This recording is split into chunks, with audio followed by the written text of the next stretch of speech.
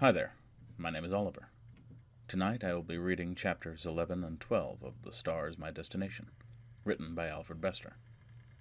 In these chapters we continue Foyle/Fourmyle's hunt for Vorga's captain, after his escape from the Spanish Stairs and Yang Yovel. Now, on to the story.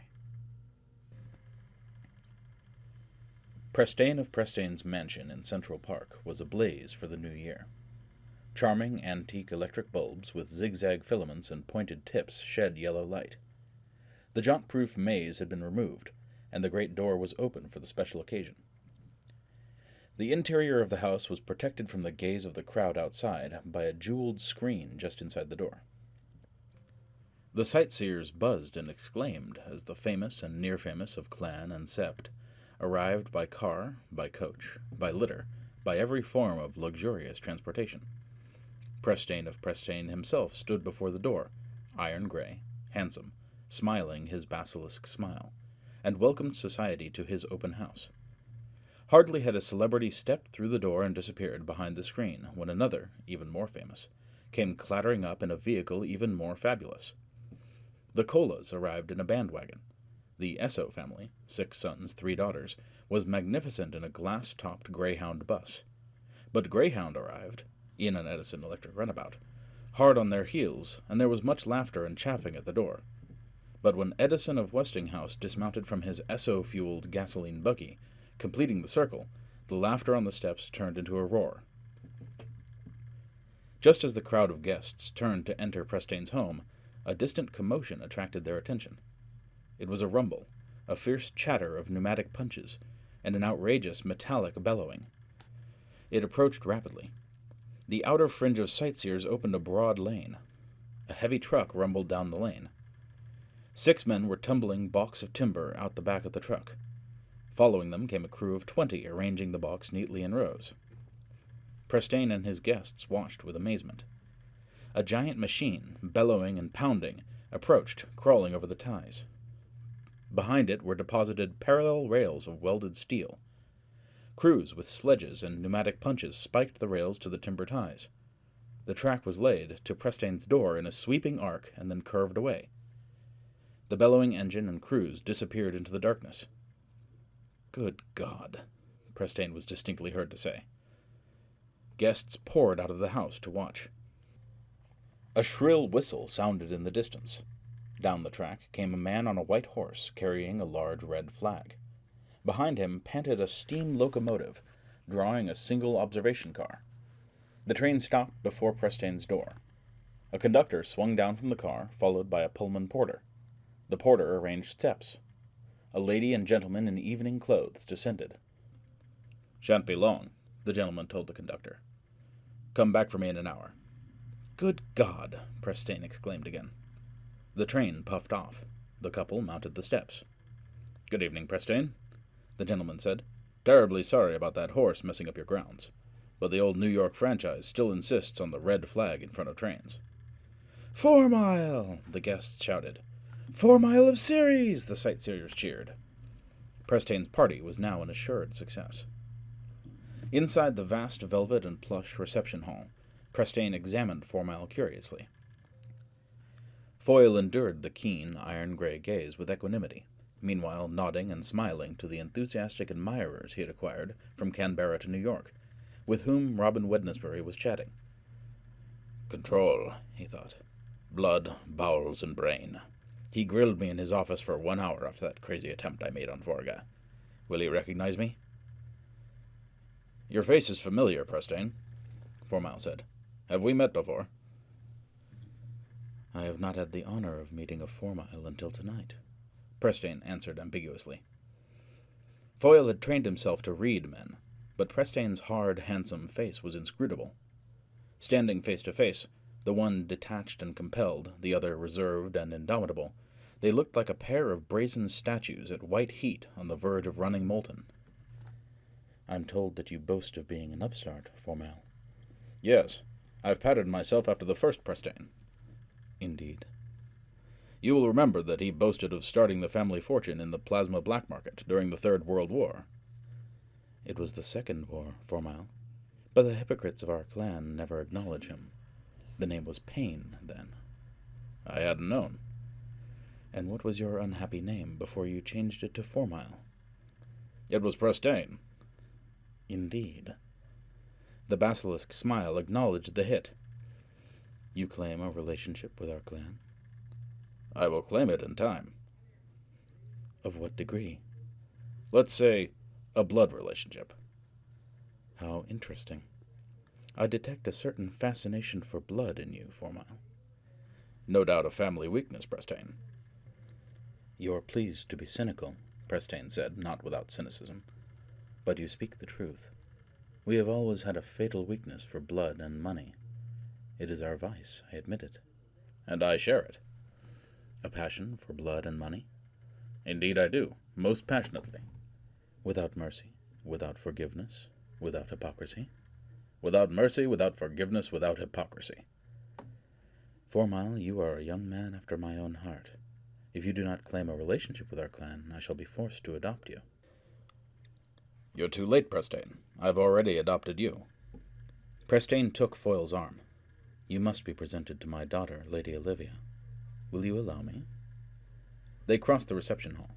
Foyle hesitated, wondering whether he should call Robin to his side for impending emergencies. But he was too triumphant. He doesn't know. He'll never know. Then doubt came. But I'll never know if he does know. He's crucible steel. He could teach me a thing or two about control. Acquaintances hailed Fourmyle. Wonderful deception you worked in Shanghai. Marvelous carnival in Rome, wasn't it? Did you hear about the Burning Man who appeared on the Spanish stairs? We looked for you in London. What a heavenly entrance that was, Harry Sherwin-Williams called. Outdid us all, Fourmyle. Made us look like a pack of damned pikers. You forget yourself, Harry, Prestane said coldly. You know I permit no profanity in my home. Sorry, Prestane. Where's the circus now, Fourmyle? I don't know, Foyle said. Just a moment. A crowd gathered, grinning in anticipation of the latest Fourmyle folly. He took out a platinum watch and snapped open the case. The face of a valet appeared on the dial. Whatever your name is, where are we staying just now? The answer was tiny and tinny. You gave orders to make New York your permanent residence, Fourmyle. Oh, did I? And? We bought St. Patrick's Cathedral, Fourmyle. And where's that? Old St. Patrick's, Fourmyle, on 5th Avenue and what was formerly 50th Street. We've pitched the camp inside. Thank you. Fourmyle closed the Platinum Hunter. My address is Old St. Patrick's, New York. There's one thing to be said for the outlawed religions. At least they built churches big enough to house a circus. Olivia Prestane was seated on a dais, surrounded by admirers paying court to this beautiful albino daughter of Prestane. She was strangely and wonderfully blind, for she could see in the infrared only. From 7,500 angstroms to 1 millimeter wavelengths, far below the normal visible spectrum. She saw heat waves, magnetic fields, radio waves. She saw her admirers in a strange light of organic emanations against a background of red radiation. She was a snow maiden, an ice princess with coral eyes and coral lips, imperious, mysterious, unattainable. Foyle looked at her once and lowered his eyes in confusion before the blind gaze that could only see him as electromagnetic waves and infrared light. His pulse began to beat faster. 100 lightning fantasies about himself and Olivia Prestane flashed in his heart. Don't be a fool, he thought desperately. Control yourself. Stop dreaming. This can be dangerous. He was introduced. Was addressed in a husky, silvery voice. Was given a cool, slim hand. But the hand seemed to explode within his with an electric shock. It was almost a start of mutual recognition, almost a joining of emotional impact. This is insane. She's a symbol, the dream princess, the unattainable. Control! He was fighting so hard that he scarcely realized he had been dismissed, graciously and indifferently. He could not believe it. He stood, gaping like a lout. What? Are you still here, Fourmyle? I couldn't believe I'd been dismissed, Lady Olivia. Hardly that. But I'm afraid you are in the way of my friends.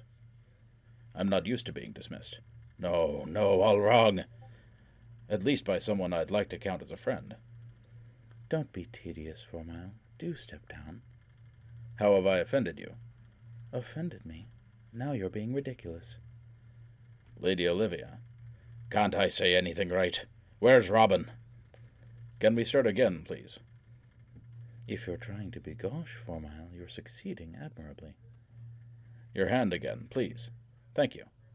I'm Fourmyle of Ceres. All right, she laughed.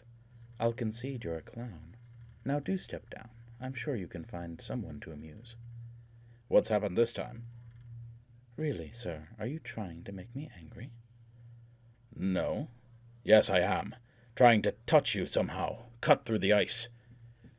The first time our hand clasp was violent. Now it's nothing. What happened? Fourmyle, Olivia said wearily. I'll concede that you're amusing, original, witty, fascinating. Anything, if you will only go away. He stumbled off the dais. Bitch, bitch, bitch. No, she's the dream, just as I dreamed her. The icy pinnacle to be stormed and taken, to lay siege, invade, ravish, forced to her knees. He came face to face with Saul Dagenham. He stood paralyzed, coercing blood and bowels. Ah, Fourmyle, Prestane said. This is Saul Dagenham. He can only give us 30 minutes, and he insists on spending one of them with you. Does he know? Did he send for Dagenham to make sure? Attack! Toujours de la race! What happened to your face, Dagenham? Fourmyle asked with detached curiosity. The Death's Head smiled. And I thought I was famous. Radiation poisoning. I'm hot. Time was when they said, hotter than a pistol. Now they say, hotter than Dagenham. The deadly eyes raked Foyle. What's behind that circus of yours? A passion for notoriety. I'm an old hand at camouflage myself. I recognize the signs. What's your larceny? Did Dillinger tell Capone? Foyle smiled back, beginning to relax, restraining his triumph. I've outfaced them both. You look happier, Dagenham. Instantly he realized the slip. Dagenham picked it up in a flash. Happier than when? Where did we meet before? Not happier than when, happier than me. Foyle turned to Prestane. I've fallen desperately in love with Lady Olivia. Saul, your half hour's up. Dagenham and Prestane, on either side of Foyle, turned. A tall woman approached, stately in an emerald evening gown, her red hair gleaming. It was Gisbella McQueen. Their glances met. Before the shock could seethe into his face, Foyle turned, ran 6 steps to the first door he saw, opened it, and darted through. The door slammed behind him. He was in a short, blind corridor. There was a click, a pause, and then a canned voice spoke courteously. You have invaded a private portion of this residence. Please retire. Foyle gasped and struggled with himself. You have invaded a private portion of this residence. Please retire. I never knew. Thought she was killed out there. She recognized me. You have invaded a private portion of this residence. Please retire. I'm finished. She'll never forgive me. Must be telling Dagenham and Prestane now. The door from the reception hall opened, and for a moment Foyle thought he saw his flaming image. Then he realized he was looking at Gisbella's flaming hair. She made no move, just stood and smiled at him in furious triumph. He straightened. By God, I won't go down whining. Without haste, Foyle sauntered out of the corridor, took Gisbella's arm, and led her back to the reception hall. He never bothered to look round for Dagenham or Prestane. They would present themselves, with force and arms, in due time. He smiled at Gisbella. She smiled back, still in triumph. Thanks for running away, Gully.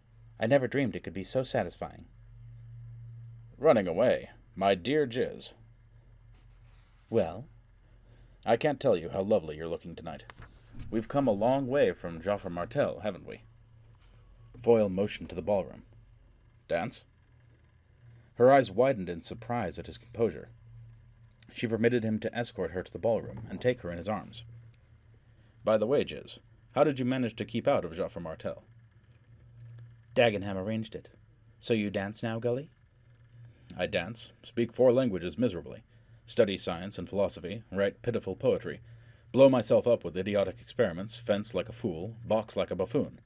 In short, I'm the notorious Fourmyle of Ceres. No longer Gully Foyle. Only to you, dear, and whoever you've told.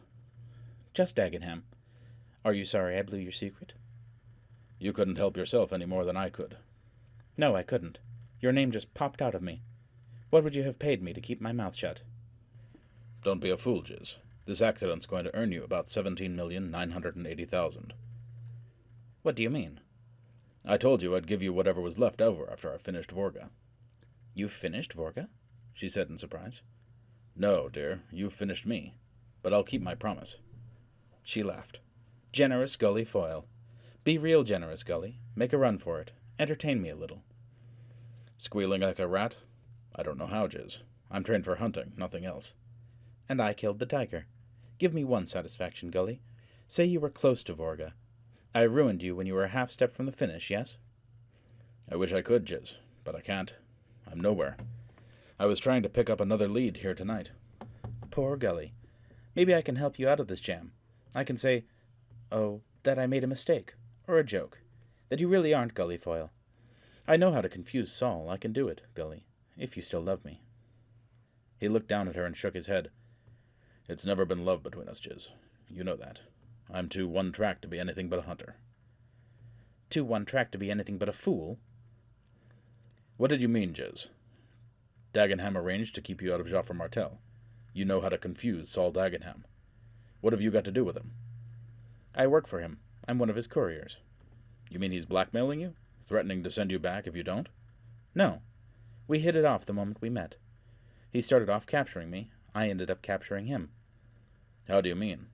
Can't you guess? He stared at her. Her eyes were veiled, but he understood. Jiz, with him? Yes. But how? There are precautions. I don't want to talk about it, Gully. Sorry. He's a long time returning. Returning? Dagenham, with his army. Oh, yes, of course. Jizabella laughed again, then spoke in a low, furious tone. You don't know what a tightrope you've been walking, Gully. If you'd begged or bribed or tried to romance me, by God, I'd have ruined you. I'd have told the world who you were, screamed it from the housetops. What are you talking about? Saul isn't returning. He doesn't know. You can go to hell on your own. I don't believe you. Do you think it would take him this long to get to you? Saul Dagenham? But why didn't you tell him, after the way I ran out on you? Because I don't want him going to hell with you. I'm not talking about Vorga. I mean something else. Pyre. That's why they hunted you. That's what they're after. 20 pounds of pyre. What's that? When you got the safe open, was there a small box in it? Made of ILI? Inert lead isomer? Yes. What was inside the ILI box? 20 slugs that looked like compressed iodine crystals.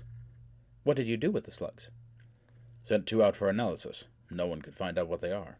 I'm trying to run an analysis on the 3rd in my lab, when I'm not clowning for the public. Oh, you are you? Why? I'm growing up, Jiz, Foyle said gently. It didn't take much to figure out that was what Prestane and Dagenham were after. Where have you got the rest of the slugs? In a safe place. They're not safe. They can't ever be safe. I don't know what pyre is, but I know it's the road to hell, and I don't want Saul walking it. You love him that much? I respect him that much. He's the first man that ever showed me an excuse for the double standard. Jiz, what is pyre? You know. I've guessed. I've pieced together the hints I've heard. I've got an idea. And I could tell you, Gully, but I won't. The fury in her face was luminous. I'm running out on you this time. I'm leaving you to hang helpless in the dark. See what it feels like, boy. Enjoy. She broke away from him and swept across the ballroom floor. At that moment, the first bombs fell. They came in like meteor swarms. Not so many, but far more deadly. They came in on the morning quadrant, that quarter of the globe in darkness from midnight to dawn. They collided head-on with the forward side of the Earth in its revolution around the sun. They had been traveling a distance of 400 million miles. Their excessive speed was matched by the rapidity of the Terran defense computers, which traced and intercepted these New Year gifts from the outer satellites within the space of microseconds. A multitude of fierce new stars prickled in the sky and vanished. They were bombs detected and detonated 500 miles above their target. But so narrow was the margin between speed of defense and speed of attack that many got through. They shot through the aurora level, the meteor level, the twilight limit, the stratosphere, and down to Earth. The invisible trajectories ended in titanic convulsions. The first atomic explosion which destroyed Newark shook the Prestane mansion with an unbelievable quake. Floors and walls shuddered, and the guests were thrown in heaps along with furniture and decorations. Quake followed quake as the random shower descended around New York. They were deafening, numbing, chilling. The sounds, the shocks, the flares of lurid light on the horizon were so enormous that reason was stripped from humanity, leaving nothing but flayed animals to shriek, cower, and run. Within the space of 5 seconds, Prestane's New Year party was transformed from elegance into anarchy. Foyle arose from the floor. He looked at the struggling bodies on the ballroom parquet, saw Gisbella fighting to free herself, took a step toward her and then stopped. He revolved his head dazedly, feeling it was no part of him. The thunder never ceased. He saw Robin Wednesbury in the reception hall, reeling and battered. He took a step toward her, and then stopped again. He knew where he must go. He accelerated. The thunder and lightning dropped down the spectrum to grinding and flickering. The shuddering quakes turned into greasy undulations. Foyle blurred through the giant house, searching, until at last he found her, standing in the garden, standing tiptoe on a marble bench, looking like a marble statue to his accelerated senses. The statue of exaltation. He decelerated. Sensation leaped up the spectrum again, and once more he was buffeted by that bigger-than-death-sized bombardment. "Lady Olivia," he called. "Who is that?" "The clown." "Fourmyle?" "Yes." "And you came searching for me? I'm touched, really touched." "You're insane to be standing out here like this. I beg you to let me—" No. It's beautiful. Magnificent." "Let me jaunt with you to some place that's safe." "Ah, you see yourself as a knight in armor? Chivalry to the rescue. It doesn't suit you, my dear. You haven't the flair for it. You'd best go." "I'll stay." "As a beauty lover?" "As a lover." "You're still tedious, Fourmyle. Come, be inspired. This is Armageddon. Flowering monstrosity. Tell me what you see." "There's nothing much," he answered, looking around and wincing. "There's light all over the horizon, quick clouds of it. Above, there's a sort of sparkling effect, like Christmas lights twinkling." "Oh, you see so little with your eyes. See what I see. There's a dome in the sky, a rainbow dome. The colors run from deep tang to brilliant burn. That's what I've named the colors I see. What would that dome be?" "The radar screen," Foyle muttered. "And then there are vast shafts of fire, thrusting up and swaying, weaving, dancing, sweeping. What are they?" "Interceptor beams. You're seeing the whole electronic defense system." "And I can see the bombs coming down, too. Quick streaks of what you call red. But not your red, mine. Why can I see them?" "They're heated by air friction, but the inner lead casing doesn't show the color to us." "See how much better you're doing as Galileo than Galahad. Oh, there's one coming down in the east. Watch for it. It's coming. Now." A flare of light on the eastern horizon proved it was not her imagination. "There's another in the north. Very close. Very. Now." A shock tore down from the north. "And the explosions, Fourmyle. They're not just clouds of light. They're fabrics, webs, tapestries of meshing colors. So beautiful, like exquisite shrouds." "Which they are, Lady Olivia." "Are you afraid?" "Yes." "Then run away." "No."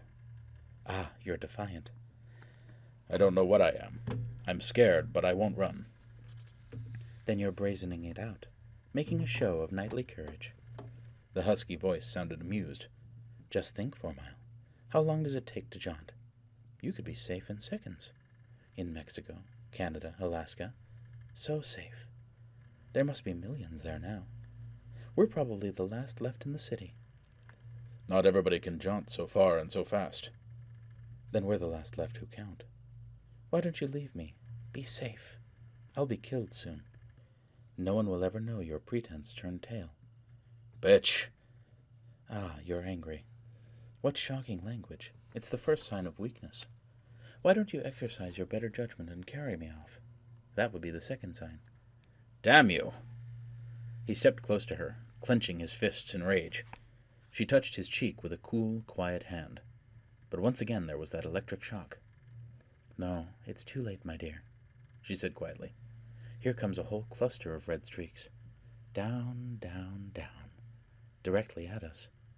There will be no escaping this. Quick now, Run! Jaunt! Take me with you! Quick! Quick! He swept her off the bench. Bitch! Never! He held her, found the soft coral mouth and kissed her, bruised her lips with his, waiting for the final blackout. The concussion never came. Tricked! He exclaimed. She laughed. He kissed her again and at last forced himself to release her. She gasped for breath, then laughed again, her coral eyes blazing. It's over, she said. It hasn't begun yet. What do you mean? The war between us. Make it a human war, she said fiercely. You're the first not to be deceived by my looks.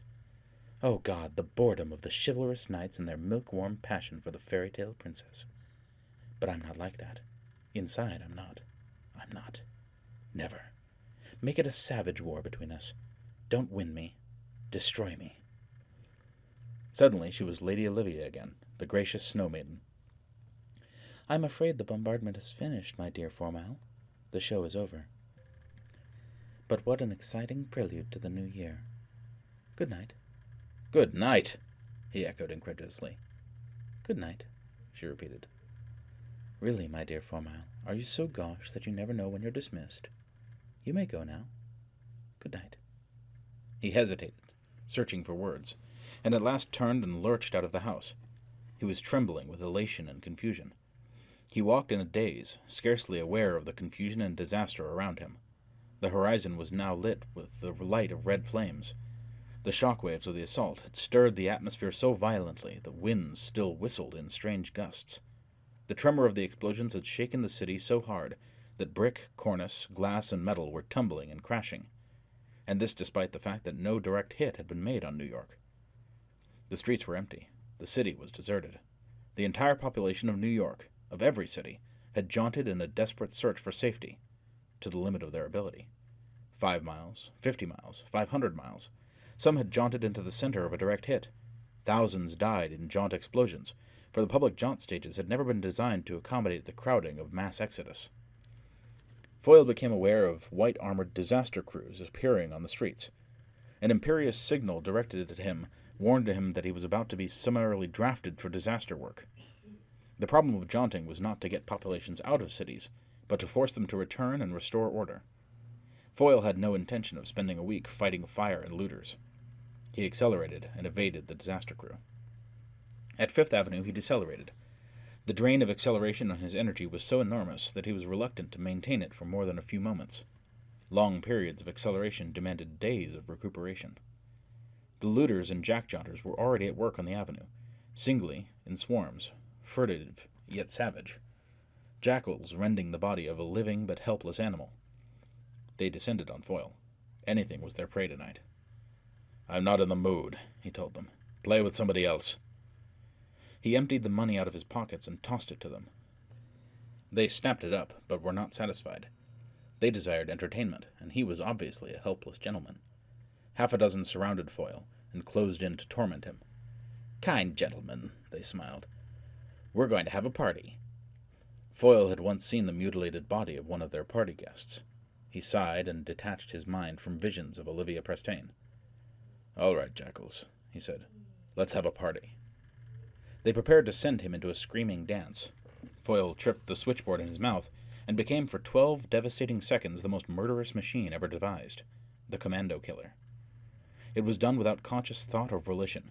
His body merely followed the directive taped into muscle and reflex. He left 6 bodies stretched on the street. Old St. Pat's still stood, unblemished, eternal, the distant fires flickering on the green copper of its roof. Inside it was deserted. The tents of the Fourmyle circus filled the nave, illuminated and furnished, but the circus personnel were gone.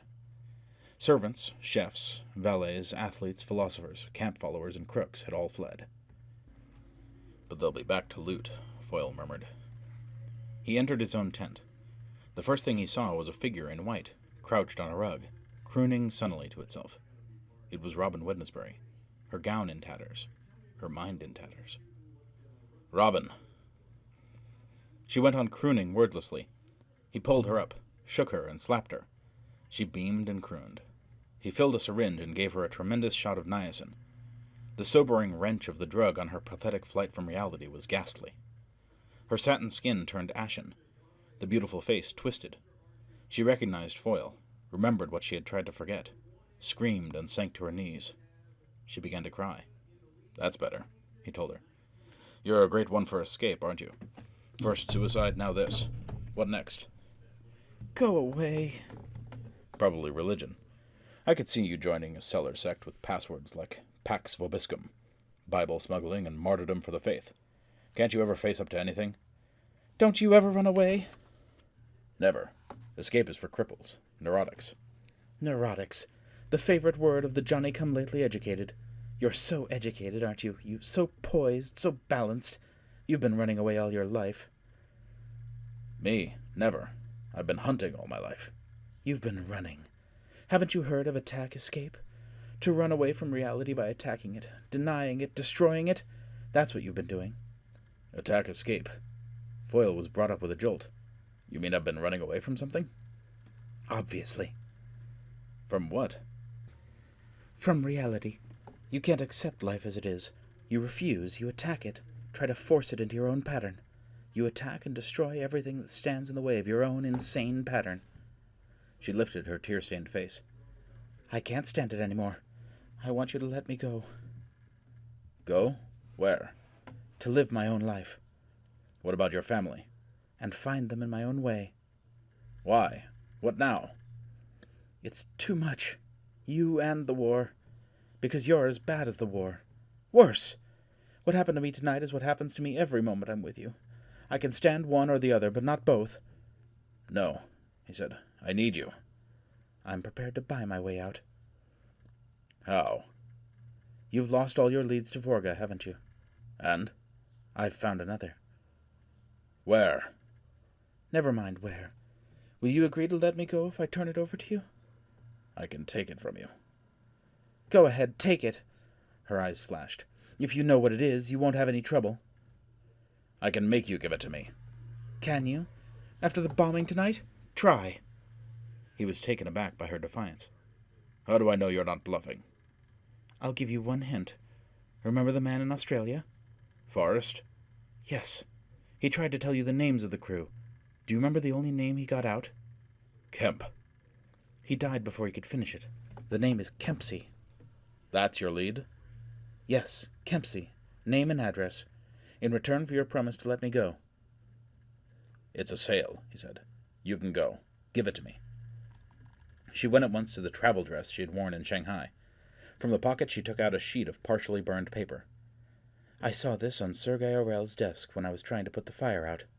The fire the Burning Man started." She handed him the sheet of paper. It was a fragment of a begging letter. It read, "Do anything to get out of these bacteria fields. Why should a man just because he can't jaunt get treated like a dog? Please help me, Sarg. Help an old shipmate off a ship we don't mention. You can spare 100 credits? Remember all the favors I done you. Send 100 credits or even 50 credits. Don't let me down. Raj Kempsey, Barrack 3, Bacteria Incorporated, Marinubium, Moon." "By God," Foyle exclaimed, "this is the lead. We can't fail this time. We'll know what to do. He'll spill everything. Everything." He grinned at Robin. "We leave for the moon tomorrow night. Book passage. No, there'll be trouble on the account of the attack. Buy a ship. They'll be unloading them cheap anyway." "We?" Robin said. "You mean you?" "I mean we," Foyle answered.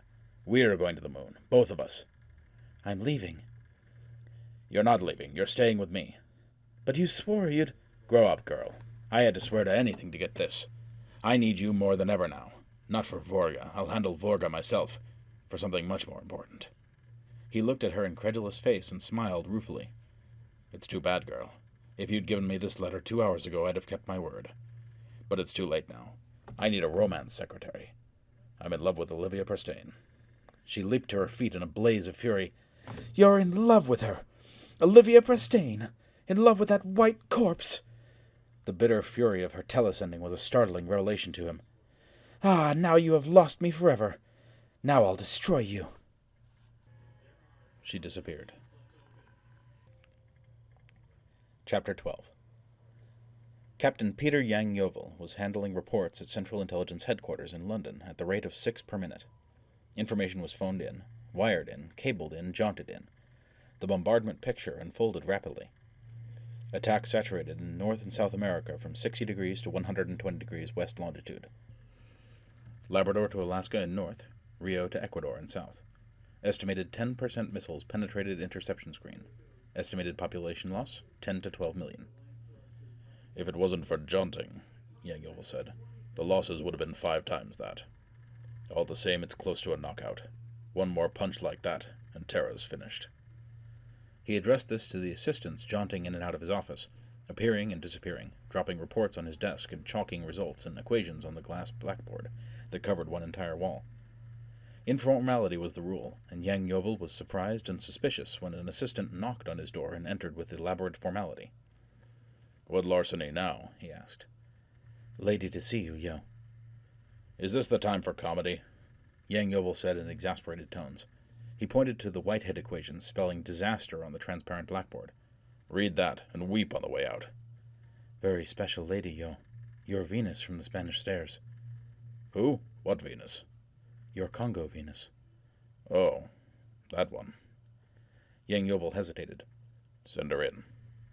"You'll interview her in private, of course." "Of course nothing. There's a war on. Keep those reports coming, but tip everybody to switch to secret speech if they have to talk to me." Robin Wednesbury entered the office, still wearing the torn white evening gown. She had jaunted immediately from New York to London without bothering to change. Her face was strained, but lovely. Yang Yovel gave her a split-second inspection and realized that his first appreciation of her had not been mistaken. Robin returned the inspection, and her eyes dilated. "But you're the cook from the Spanish Stairs, Angelo Poggi." As an intelligence officer, Yang Yovel was prepared to deal with this crisis. "Not a cook, madam. I haven't had time to change back to my usual fascinating self. Please sit here, Miss—" "Wednesbury. Robin Wednesbury." "Charmed. I'm Captain Yang Yovel. How nice of you to come and see me, Miss Wednesbury. You've saved me a long, hard search." But I don't understand. What were you doing on the Spanish Stairs? Why were you hunting—" Yang Yovel saw that her lips weren't moving. "Ah, you're a telepath, Miss Wednesbury. How is that possible? I thought I knew every telepath in the system." "I'm not a full telepath. I'm a telesend. I can only send, not receive." "Which, of course, makes you worthless to the world, I see." Yang Yovel cocked a sympathetic eye at her. "What a dirty trick, Miss Wednesbury. To be saddled with all the disadvantages of telepathy, and be deprived of all the advantages. I do sympathize, believe me." "Bless him. He's the first ever to realize that without being told." "Careful, Miss Wednesbury. I'm receiving you. Now, about the Spanish Stairs?" He paused, listening intently to her agitated telesending. "Why was he hunting? Me? Alien Oh, God, will they hurt me? Cotton. Information, "My dear girl," Yang Yovel said gently. He took her hands and held them sympathetically. "Listen to me a moment. You're alarmed over nothing. Apparently you're an alien belligerent, yes?" She nodded. "That's unfortunate, but we won't worry about it now. About intelligence cutting and slicing information out of people. That's all propaganda." "Propaganda?" "We're not maladroits, Miss Wednesbury. We know how to extract information without being medieval. But we spread the legend to soften people up in advance, so to speak." "Is that true? He's lying. It's a trick." "It's true, Miss Wednesbury. I do finesse, but there's no need now. Not when you've so evidently come here of your own free will to offer information." "He's too adroit. Too quick. You sound as though you've been badly tricked recently, Miss Wednesbury. Badly burned." I have. By myself, mostly. I'm a fool, a hateful fool." "Never a fool, Miss Wednesbury, and never hateful. I don't know what's happened to shatter your opinion of yourself, but I hope to restore it. So, you've been deceived, have you? By yourself, mostly. We all do that. But you've been helped by someone. Who?" "I'm betraying him." "Then don't tell me."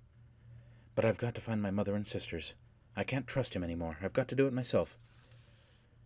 Robin took a deep breath. "I want to tell you about a man named Gulliver Foyle." Yang Yovel at once got down to business.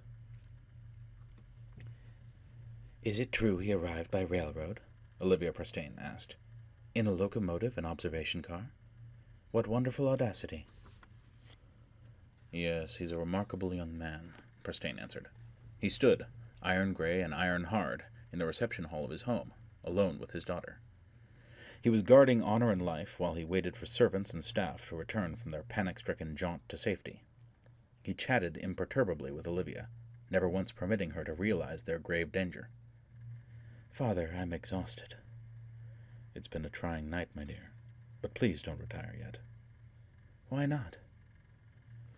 Prestane refrained from telling her that she would be safer with him. I'm lonely, Olivia. We'll talk for a few minutes. I did a daring thing, Father. I watched the attack from the garden. My dear, alone? No, with Fourmyle. A heavy pounding began to shake the front door, which Prestane had closed. What's that? Looters, Prestane answered calmly. Don't be alarmed, Olivia. They won't get in. He stepped to a table on which he had laid out an assortment of weapons as neatly as a game of patience. There's no danger, my love. He tried to distract her. You were telling me about Fourmyle. Oh, yes. We watched together, describing the bombing to each other. Unchaperoned? This wasn't discreet, Olivia. I know. I behaved disgracefully. He seemed so big, so sure of himself, that I gave him the Lady Hauteur treatment. You remember Miss Post, my governess, who was so dignified and aloof that I called her Lady Hauteur? I acted like Miss Post. He was furious, Father. That's why he came looking for me in the garden. And you permitted him to remain. I'm shocked, dear. I am, too. I think I was half out of my mind with excitement. What's he like, Father? Tell me. What's he look like to you? He is big, tall, very dark, rather enigmatic, like a Borgia. He seems to alternate between assurance and savagery. Ah, he is savage, then. I could see it myself. He glows with danger. Most people just shimmer. He looks like a lightning bolt. It's terribly fascinating. My dear, Prestane remonstrated gently, unmarried females are too modest to talk like that. It would displease me, my love, if you were to form a romantic attachment for a parvenu like Fourmyle of Ceres. The Prestane staff jaunted into the reception hall. Cooks, waitresses, footmen, pages, coachmen, valets, and maids. All were shaken and hangdog after their flight from death. You have deserted your posts. It will be remembered, Prestane said coldly. My safety and honor are again in your hands. Guard them. Lady Olivia and I will retire. He took his daughter's arm and led her up the stairs, savagely protective of his ice-pure princess. Blood and money, Prestane murmured. What, Father? I was thinking of a family vice, Olivia. I was thanking the deity that you have not inherited it. What vice is that? There's no need for you to know. It's one that Fourmyle shares. Ah, he's wicked. I knew it. Like a Borgia, you said. A wicked Borgia with black eyes and lines in his face. That must account for the pattern. Pattern, my dear? Yes. I can see a strange pattern over his face. Not the usual electricity of nerve and muscle. Something laid over that. It fascinated me from the beginning. What sort of pattern do you mean? Fantastic. Wonderfully evil. I can't describe it. Give me something to write with. I'll show you. They stopped before a 600-year-old Chippendale cabinet. Prestane took out a silver-mounted slab of crystal and handed it to Olivia. She touched it with her fingertip. A black dot appeared. She moved her finger and the dot elongated into a line. With quick strokes, she sketched the hideous swirls and blazons of a devil mask. Saul Dagenham left the darkened bedroom. A moment later it was flooded with light as one wall illuminated. It seemed as though a giant mirror reflected Gisbella's bedroom, but with one odd quirk. Gisbella lay in the bed alone, but in the reflection Saul Dagenham sat on the edge of the bed alone. The mirror was, in fact, a sheet of lead glass separating identical rooms. Dagenham had just illuminated his. Love by the clock. Dagenham's voice came through a speaker. Disgusting. No, Saul, never. Frustrating. Not that either. But unhappy. No. You're greedy. Be content with what you've got. It's more than I ever had. You're magnificent. You're extravagant. Now go to sleep, darling. We're skiing tomorrow. No. There's been a change of plan. I've got to work. Oh, Saul, you promised me. No more working and fretting and running. Aren't you going to keep your promise? I can't, with a war on. To hell with the war. You sacrificed enough up at Tycho Sands. They can't ask any more of you. I've got one job to finish. I'll help you finish it. No. You'd best keep out of this, Gisbella. You don't trust me. I don't want you hurt. Nothing can hurt us. Foyle can. What? Fourmyle is Foyle. You know that. I know you know. But I never... No, you never told me. You're magnificent. Keep faith with me the same way, Gisbella. Then how did you find out? Foyle slipped. How? The name. Fourmyle of Ceres. He bought the Ceres company. But Geoffrey Fourmyle? He invented it. He thinks he invented it. He remembered it. Geoffrey Fourmyle is the name they used in the megalomania test down in Combined Hospital in Mexico City. I used the Megal mood on Foyle when I tried to open him up. The name must have stayed buried in his memory. He dredged it up and thought it was original. That tipped me. Poor Gully. Dagenham smiled. Yes. No matter how we defend ourselves against the outside, we're always licked by something from the inside. There's no defense against betrayal, and we all betray ourselves. What are you going to do, Saul? Do? Finish him, of course. For 20 pounds of pyre. No. To win a lost war. What? Gisbella came to the glass wall separating the rooms. You, Saul? Patriotic? He nodded, almost guiltily. It's ridiculous. Grotesque. But I am. You've changed me completely. I'm a sane man again. He pressed his face to the wall, too, and they kissed through 3 inches of lead glass. Mare Nubium was ideally suited to the growth of anaerobic bacteria, soil organisms, phage, rare molds, and all those microscopic life forms essential to medicine and industry, which required airless culture. Bacteria Incorporated was a huge mosaic of culture fields, traversed by catwalks spread around a central clump of barracks, offices, and plant. Each field was a giant glass vat, 100 feet in diameter, 12 inches high, and no more than 2 molecules thick. A day before the sunrise line, creeping across the face of the moon, reached Mare Nubium, the vats were filled with culture medium. At sunrise, abrupt and blinding on the airless moon, the vats were seeded, and for the next 14 days of continuous sun they were tended, shielded, regulated, nurtured. The field workers trudging up and down the catwalks in spacesuits. As the sunset line crept towards Mare Nubium, the vats were harvested, and then left to freeze and sterilize in the 2-week frost of the lunar night. Jaunting was of no use in this tedious step-by-step cultivation. Hence, Bacteria Incorporated hired unfortunates incapable of jaunting and paid them slave wages.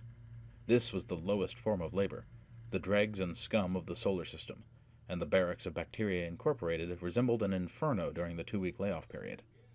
Foyle discovered this when he entered Barrack 3. He was met by an appalling spectacle. There were 200 men in the giant room. There were whores and their hard-eyed pimps, professional gamblers and their portable tables, dope peddlers, moneylenders. There was a haze of acrid smoke and the stench of alcohol and analog. Furniture, bedding, clothes, unconscious bodies, empty bottles, rotting food were scattered on the floor. A roar challenged Foyle's appearance, but he was equipped to handle this situation. He spoke to the first hairy face thrust into his. "Kempsey?" he asked quietly. He was answered outrageously. Nevertheless, he grinned and handed the man a 100-credit note. "Kempsey?" he asked another. He was insulted. He paid again and continued his saunter down the barracks, distributing 100-credit notes in calm thanks for insult and invective. In the center of the barracks he found his key man, the obvious barracks bully, a monster of a man, naked, hairless, fondling 2 bods and being fed whiskey by sycophants. "Kempsey?" Foyle asked in the old gutter tongue. "I'm digging Roger Kempsey." "I'm digging you for broke," the man answered, thrusting out a huge paw for Foyle's money. "Gimme." There was a delighted howl from the crowd. Foyle smiled and spat in his eye. There was an abject hush. The hairless man dumped the bods and surged up to annihilate Foyle. 5 seconds later he was groveling on the floor with Foyle's foot planted on his neck. "Still digging Kempsey," Foyle said gently. "Digging hard, man. You better finger him, man, or you're gone is all." Washroom! The hairless man howled. Hold up! Washroom! Now you broke me, Foyle said. He dumped the rest of his money on the floor before the hairless man, and walked quickly to the washroom. Kempsey was cowering in the corner of a shower, face pressed to the wall, moaning in a dull rhythm that showed he had been at it for hours. Kempsey? The moaning answered him. What's the matter, you? Clothes, Kempsey wept. Clothes, all over clothes, like filth, like sick, like dirt. Clothes, all over clothes. Up, man, get up. Clothes, all over clothes, like filth, like sick, like dirt. Kempsey, mind me, man. Arl sent me. Kempsey stopped weeping and turned his sodden countenance to Foyle. Who? Who? Sergei Orl sent me. I've bought your release. You're free. We'll blow. When? Now. Oh, God! God bless him! Bless him! Kempsey began to caper in weary exultation. The bruised and bloated face split into a facsimile of laughter. He laughed and capered, and Foyle led him out of the washroom. But in the barracks he screamed and wept again, and as Foyle led him down the long room, the naked bawds swept up armfuls of dirty clothes and shook them before his eyes. Kempsey foamed and gibbered. What's the matter, him? Foyle inquired of the hairless man in the gutter patois. The hairless man was now a respectful neutral, if not a friend. Guess it's for grabs, he answered. Always like that, him. Show old clothes and he twitch, man. For why already? For why? Crazy is all.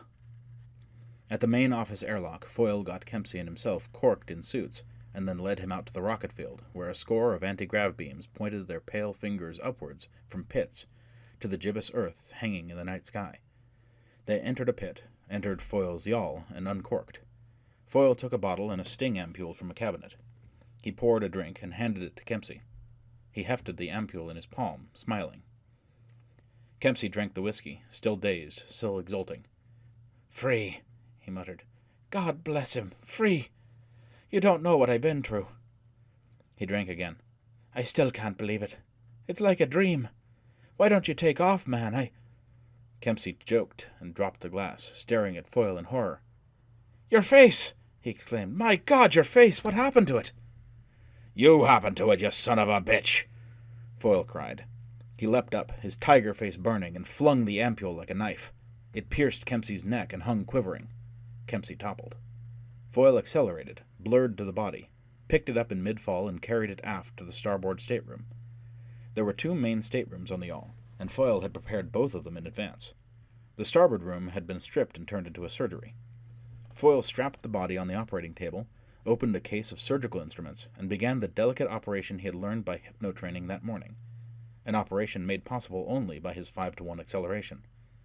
He cut through skin and fascia, sawed through the ribcage, exposed the heart, dissected it out and connected veins and arteries to the intricate blood pump alongside the table. He started the pump. 20 seconds, objective time, had elapsed. He placed an oxygen mask over Kempsey's face and switched on the alternating suction and ructation of the oxygen pump. Foyle decelerated, checked Kempsey's temperature, shot an anti-shock series into his veins, and waited. Blood gurgled through the pump and Kempsey's body. After 5 minutes, Foyle removed the oxygen mask. The respiration reflex continued. Kempsey was without a heart, yet alive. Foyle sat down alongside the operating table and waited. The stigmata still showed on his face. Kempsey remained unconscious. Foyle waited. Kempsey awoke, screaming. Foyle leaped up, tightened the straps, and leaned over the heartless man. "Hello, Kempsey," he said. Kempsey screamed. "Look at yourself, Kempsey. You're dead." Kempsey fainted. Foyle brought him to with the oxygen mask.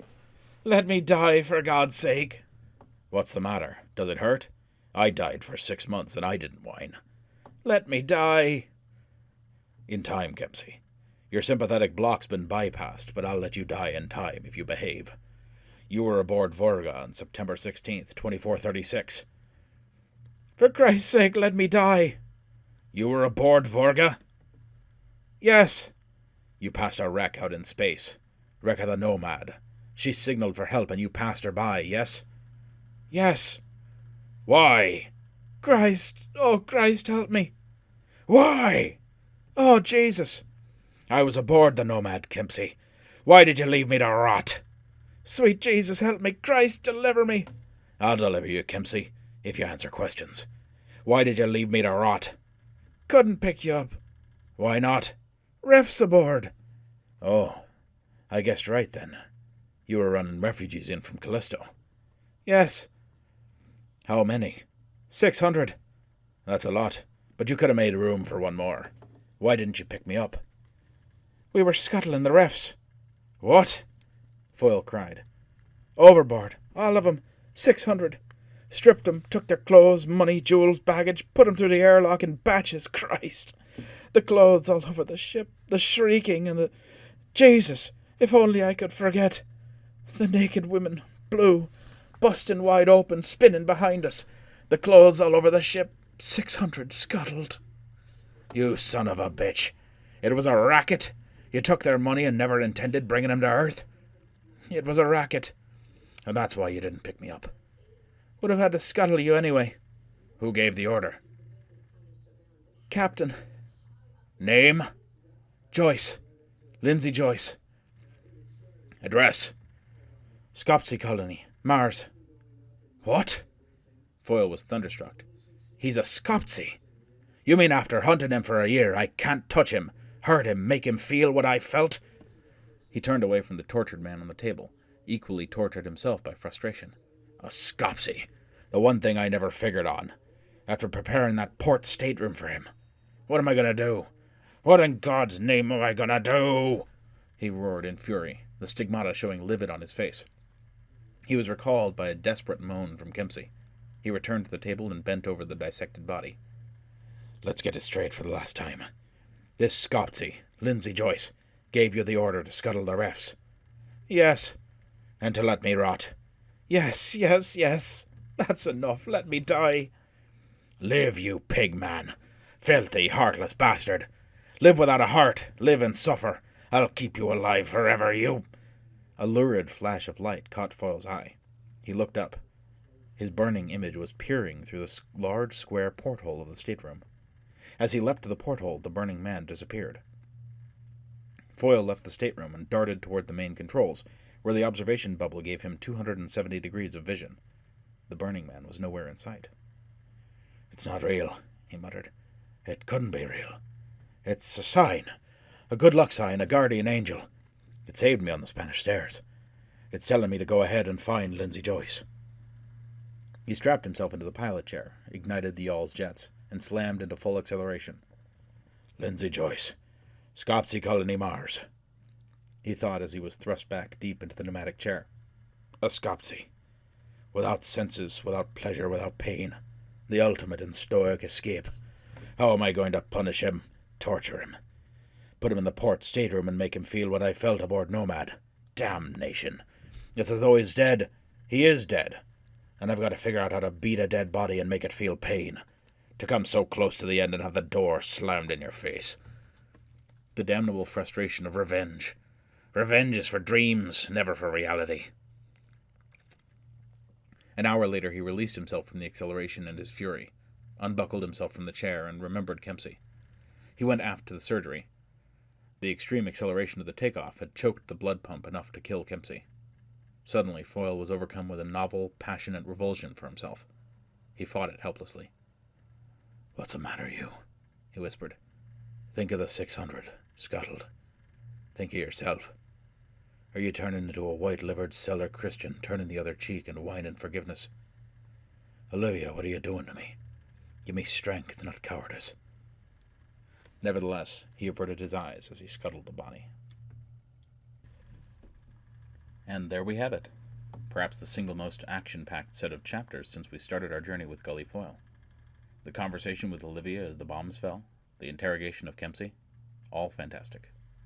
The noose around Foyle's neck is tightening further with every ally he betrays, and he himself is drawing closer to Vorga with every day. And still in the background, the Man of Fire. Who is he? We'll have to find out in the next installment.